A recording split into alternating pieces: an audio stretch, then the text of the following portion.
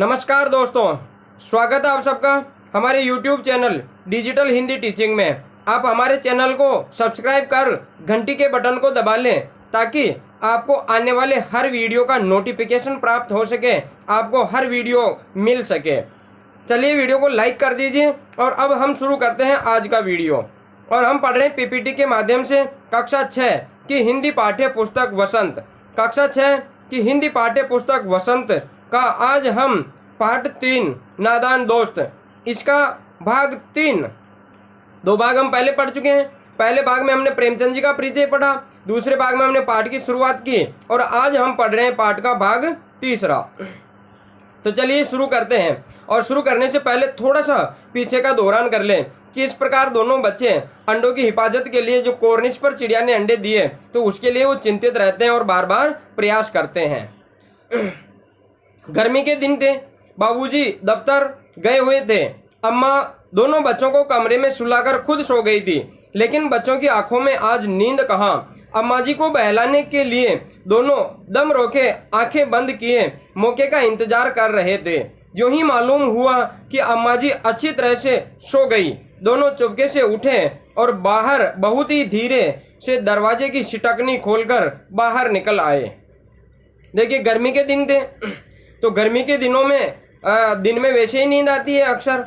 तो गर्मी के दिन थे और बाबूजी दफ्तर गए हुए थे, ऑफिस गए हुए थे। अम्मा दोनों बच्चों को कमरे में सुलाकर खुद सो गई थी। तो माँ जो है दोनों बच्चों को सुलाकर खुद सो गई, खुद को नींद आ गई।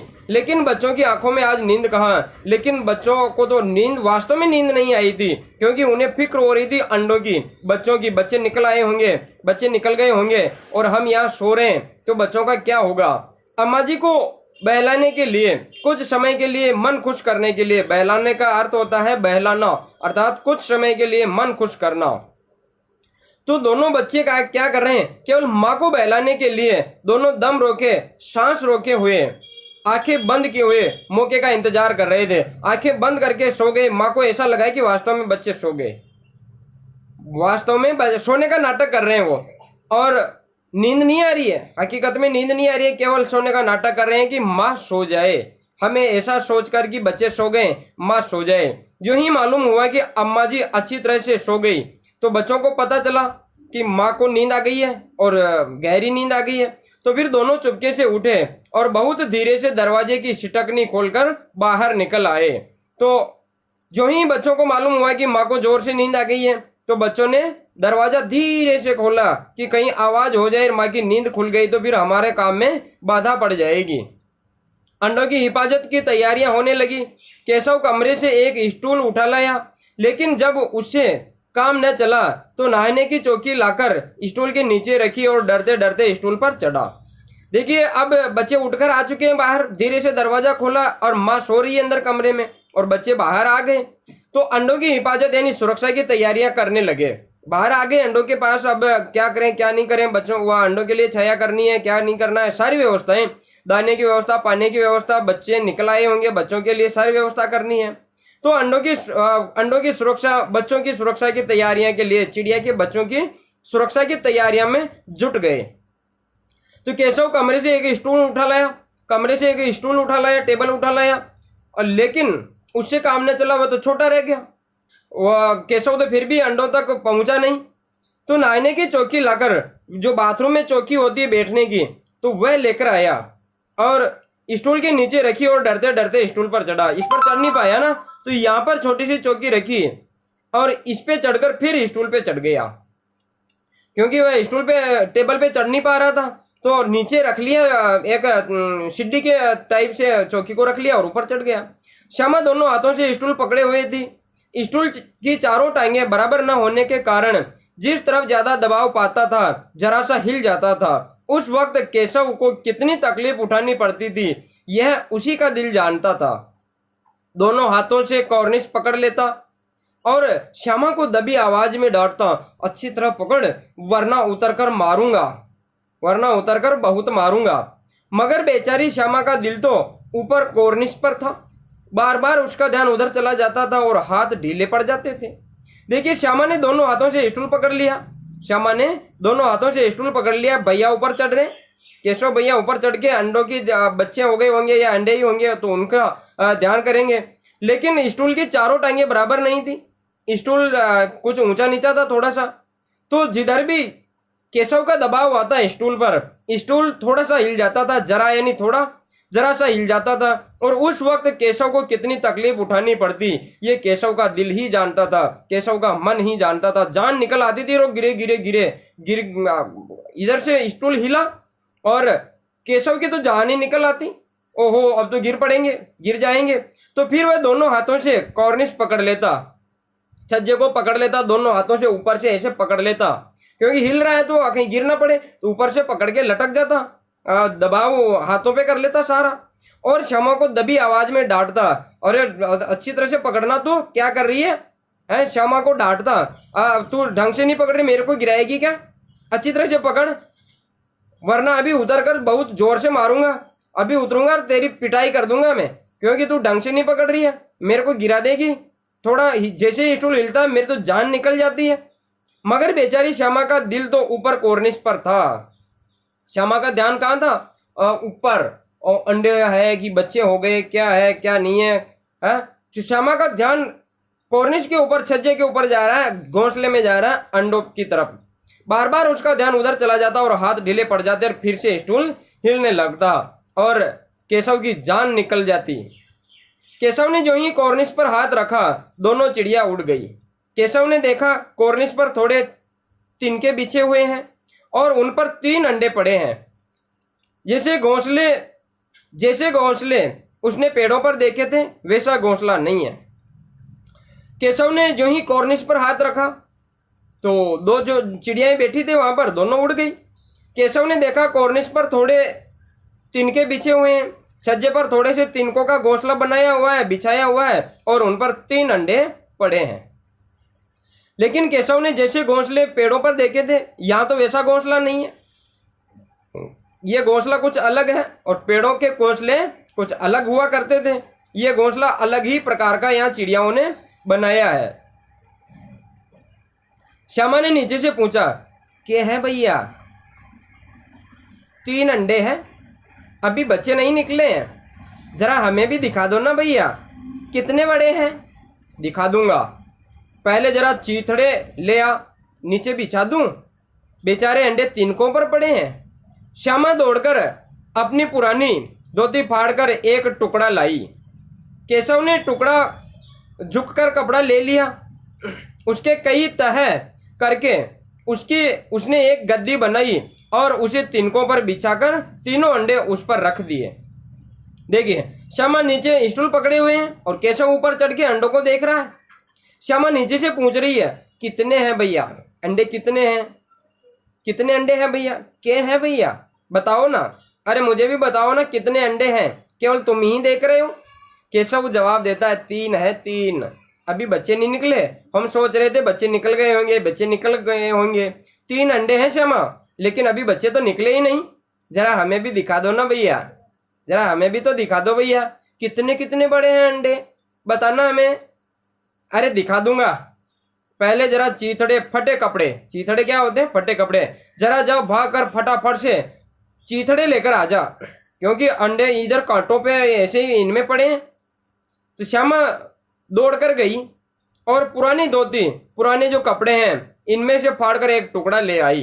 केशव ने झुककर वह टुकड़ा लिया, क्योंकि केशव स्टूल पे चढ़ा है और श्यामा नीचे से ऐसे ऊपर करके कपड़ा पकड़ा दिया। तो उसने झुककर कपड़ा लिया और उसकी कई तह ऐसे समेटकर कई फोल्ड किया उसको, कपड़े को, तो कई तह बनाकर उसकी गद्दी सी बना दी, मोटी गद्दी सी बना दी और तिनकों पर बिछा दी और अंडे धीरे से फिर उस पर रख दिए। एक गद्दी बनाकर अंडों को ऊपर रख दिया। अरे हाँ, अंडे किस पर होने चाहिए? इस गद्दे पर होने चाहिए। श्यामा ने फिर कहा, हमको भी दिखा दो ना भैया। दिखा दूंगा, पहले जरा वह टोकरी तो दे दो मुझे, छाया कर दूं। श्यामा ने टोकरी नीचे से थमा दी और बोली, अब तुम उतर आओ, मैं भी तो देखूं। केशव ने टोकरी को एक टहनी से टिकाकर कहा, जा दाना और पानी की प्याली ले आ, मैं उतर आऊं तो तुझे दिखा दूंगा। श्यामा ने फिर कहा, हमको भी दिखा दो ना भैया। केवल बेचारी नीचे से ऐसे बोली बनकर केवल ऊपर देखने के अलावा उसके पास चारा ही क्या है। केशव ऊपर चढ़ाकर दिखाए तो दिखे, बाकी ये तो नीचे से केवल ऊपर देख रही, भैया दिखा दो ना भैया, हमें भी दिखा दो ना भैया, केवल तुम ही देख रहे हो भैया। केशव ने डांट दिया, दिखा दूंगा, चुप कर, पहले जरा भाग कर जा, वो टोकरी ऊपर दे मेरे को, वो जो टोकरी नीचे पड़ी है ना, वो टोकरी फटाफट से ऊपर दे, मैं छाया कर दूं अंडों को, अंडों पे छाया कर देता हूँ, धूप आ रही है। श्यामा ने फटाफट से टोकरी नीचे से ऊपर थमा दी, पकड़ा दी और बोली, अब तुम नीचे आ जाओ भैया, बस बहुत देर हो गई, अब मैं भी तो देखूंगी, अब मैं देखूंगी भैया। छाया कर दी तुमने, ऐसा अच्छा सा गद्दा बना दिया उनके लिए, अंडों के लिए, अब तुम नीचे उतर जाओ, तुम दिखाई नहीं रहे मुझे तो, तुम नीचे उतरो, अब मैं देखूंगी। केशव ने टोकरी को एक टहनी से टिकाकर कहा, छाया कर दी, एक टहनी से ऊपर ऐसे टिका दिया, छाया बना दी अंडों के लिए। तो अब कह रहा है कि फटाफट से दाना और पानी की प्याली लेकर आ जा, मैं उतर आऊं तो तुझे दिखा दूंगा, पर सारी व्यवस्था कर लेने दो पहले, मुझे ऊपर सारी व्यवस्था कर लेने दो, दाना पानी सब जमा लेने दो, इसके बाद में मैं तेरे को दिखा दूंगा, पहले मैं उतर जाऊंगा फिर तेरे को दिखा दूंगा, लेकिन पहले उससे पहले सारे काम तो कर लेने दो। श्यामा प्याली और चावल भी लाई। केशव ने टोकरी के नीचे दाने दोनों चीजें रख दी, चावल के दाने और पानी की प्याली, और आहिस्ता से उतर आया। श्यामा ने गिड़गिड़ाकर कहा, अब हमको भी चढ़ा दो ना भैया, तू गिर पड़ेगी। न गिरूंगी, न गिरूंगी भैया, तुम नीचे से पकड़े रहना। श्यामा प्याली और चावल ले आई, कटोरी में पानी भर लाई और चावल के दाने भी ले आई। केशव ने टोकरी के नीचे दोनों ही चीजें आहिस्ता से रखी और रख दी, दोनों ही चीजें, चावल के दाने भी रख दिए टोकरी के नीचे और पानी की प्याली भी वहां रख दी, और आहिस्ता से उतर गया, धीरे से नीचे उतर गया, कहीं गिर ना पड़े। स्टूल हिलता है ना, स्टूल बराबर नहीं है उसकी टांगे, हिलता है तो बिल्कुल धीरे से वह स्टूल से उतर गया। अब श्यामा ने गिड़गिड़ा कर कहा, भैया अब मुझे चढ़ा दो भैया, अब मुझे चढ़ा दो भैया, बहुत देर हो गई, मैं रोक नहीं पा रही हूँ अपने आप को, है, मुझे चढ़ा दो, अब मुझे दिखा दो। अरे तू गिर जाएगी, केशव ने डांट दिया, अरे तू गिर जाएगी, नहीं हट हट रहने दे, तू गिर जाएगी। श्यामा ने कहा, नहीं गिरूंगी भैया, नहीं नहीं चढ़ा दो भैया, बस मुझे देखने दो, मैं नहीं गिरूंगी, तुम नीचे से पकड़े रहना, मैं भी तो पकड़ के रहा, मैंने स्टूल पकड़ा था जब तुम ऊपर थे, तो तुम्हें गिरने दिया क्या मैंने, तुम्हारे को नहीं गिरने दिया, तो तू स्टूल नीचे से पकड़ लेना, मैं ऊपर चढ़ जाती हूँ। ना भैया, कहीं तू गिरा पड़ी तो अम्मा जी मेरी चटनी कर डालेगी, कहेंगी कि तूने ही चढ़ाया था, क्या करेगी देखकर। अब अंडे बड़े आराम से हैं, बच्चे निकल आएंगे, बच्चे निकलेंगे तो उनको पालेंगे। दोनों चिड़िया बार बार कॉर्निश पर आती थी और बगैर बैठे ही उड़ जाती थी। केशव ने सोचा, हम लोगों के डर से नहीं बैठती है, स्टूल उठाकर कमरे में रख आया और चौकी, ये चौकी है, चौकी जहां थी वहां रख दी। श्यामा ने आंखों में आंसू भरकर कहा, तुमने मुझे नहीं दिखाया, मैं अम्मा जी से कह दूंगी। देखिए केशव क्या कह रहा है, वो श्यामा गिड़गिड़ा रही है, भैया दिखा दो ना, भैया दिखा दो ना, मेरे को भी दिखा दो ना, मुझे दिखा दो ना भैया। तो केशव ने डांटा, भाई ना ना ना ना भाई, नहीं दिखाऊंगा, तू कहीं गिरा पड़ी तो अम्मा जी मेरी चटनी ही कर डालेगी, तू गिर गई कहीं तो अम्मा जी क्या मुझे मारेगी, तुझे तो कुछ नहीं कहेगी, मुझे मारेगी। तुझे इतना भी ध्यान नहीं था क्या, ये तो छोटी बच्ची थी, तूने स्टूल पर क्यों चढ़ाया, और सबसे पहले तो तू ही क्यों चढ़ा, स्टूल पर इस बच्ची को चढ़ा दिया, ये गिर गई तो कहेगी कि तूने ही चढ़ाया था, अम्मा मुझे ही कहेगी, कसूरवार मुझे ही समझेगी, दोष मेरा ही बताएगी। या तू तो जिद कर रही है चढ़ने के लिए, मगर माँ क्या हाल करेगी ये मेरा, ये मैं ही जानता हूँ, रहने दे, क्या करेगी देखकर।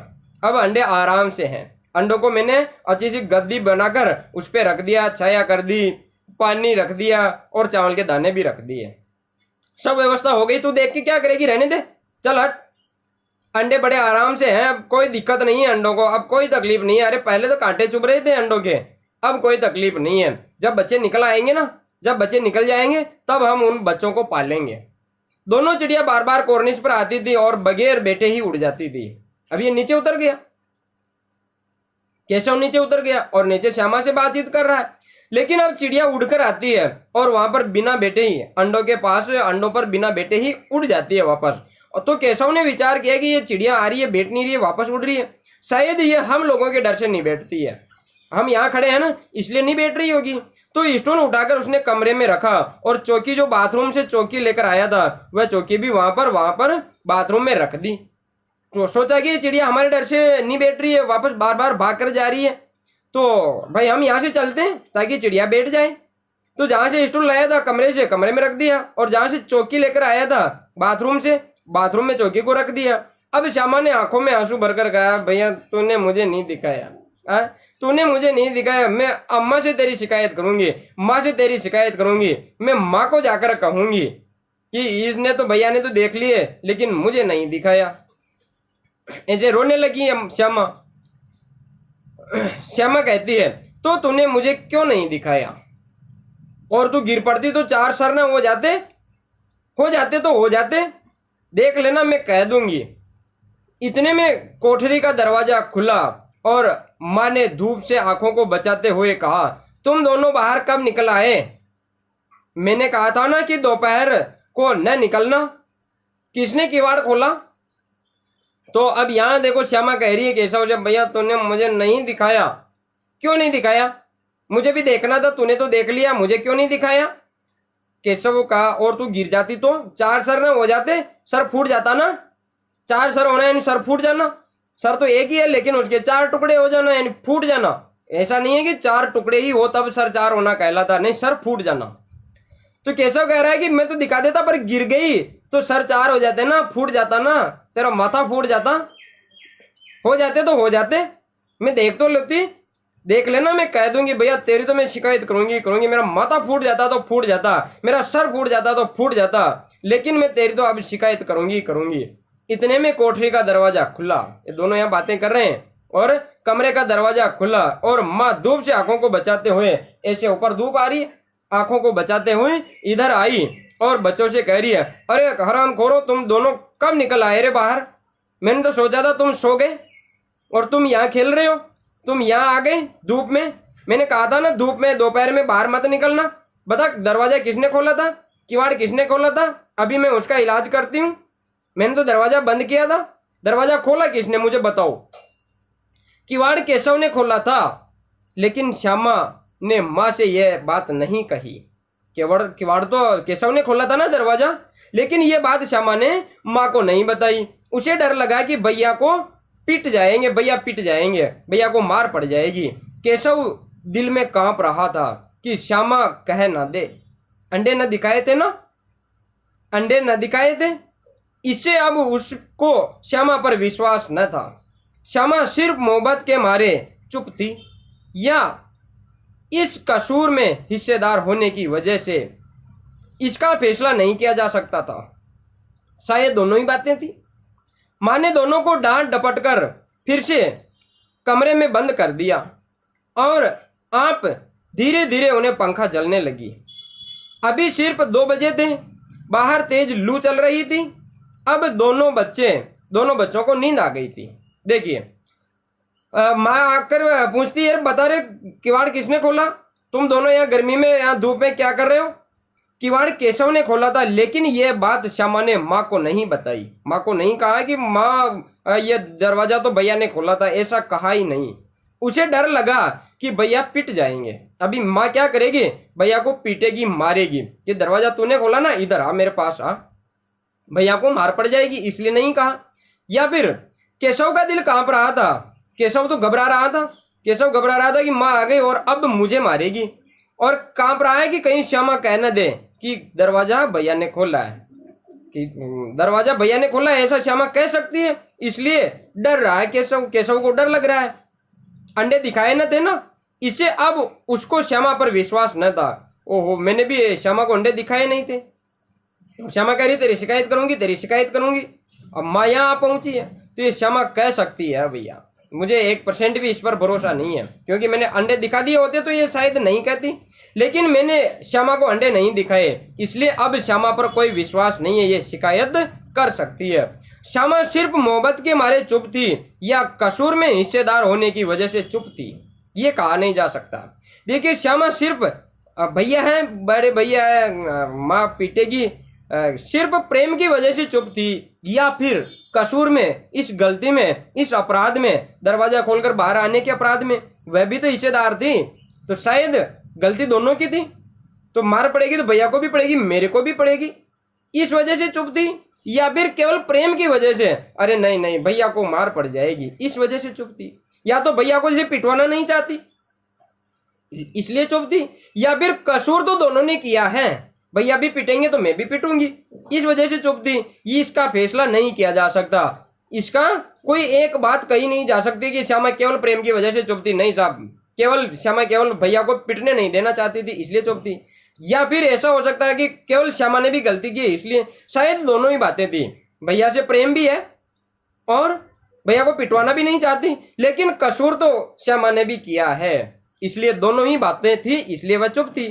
माँ ने दोनों को डांट डपट कर कमरे में बंद कर दिया। चलो यहाँ से, यहाँ गर्मी में रोते फिरते हो, गर्मी के दिन है, बीमार हो जाओगे, और कमरे में बंद कर दिया और स्वयं उन पर पंखा जलने लगी, ऐसे हवा करने लगी। सो जाओ अभी यहाँ पर। अभी सिर्फ 2 बजे थे, ये 2 बजे की बात है। बाहर तेज लू चल रही थी, जबरदस्त लू चल रही है, और दोनों बच्चों को तो अब नींद आ गई थी।